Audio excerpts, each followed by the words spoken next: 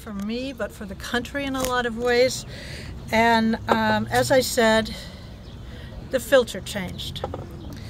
And so too for a younger generation, September 11th, 2001 was the central trauma of their lives. As I heard this in the voices of my daughters who called, the shaky voices of my daughters who called from college and high school called me. And here are girls who are normally so cocky, full of confidence and optimism, and I could hear in their voices they knew that for them everything had changed. For them that day the world became as dangerous as it has always been. Massive events shaped our generation as they've shaped every generation before us. But what has shaped our individual lives and brought us to the place we are today? So, what about, let's think not about the big things, but about the little things. What about the day-to-day accretions of time and habit? The drip-drip of small compromises, the getting by, the faith kept, the promises honored, personal standards upheld. Everyday decisions bend a life as much as big events.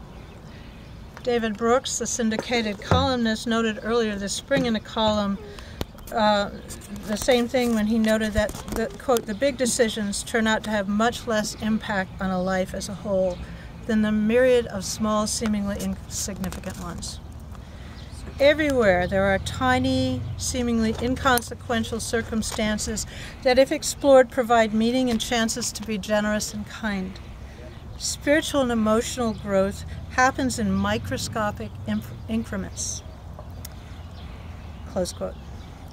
Our relationship with family and friends is not shaped by the grand gesture, but by everyday kindnesses and generosity.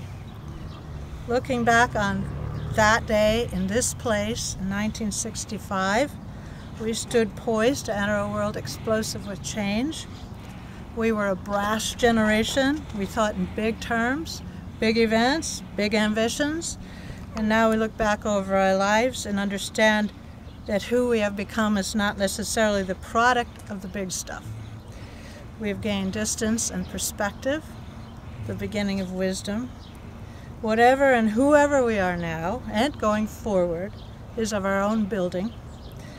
And we are but one generation in the vast sweep of generations before us. One of my favorite theologians, when you go to St. Olaf, you know your theologians, is Reinhold Niebuhr, who wrote, "Nothing worth doing is completed in our lifetime, therefore we are saved by hope. Nothing true or beautiful or good makes complete sense in any immediate context of history. Therefore, we are saved by faith. Nothing we do, however virtuous, can be accomplished alone. Therefore, we are saved by love. And no virtuous act is quite as virtuous from the standpoint of our friend or foe as it is from our own. Therefore, we are saved by the final form of love, which is forgiveness." So, going forward, as it has always been for all generations and will be for us, hope, faith, love, forgiveness. Beautiful.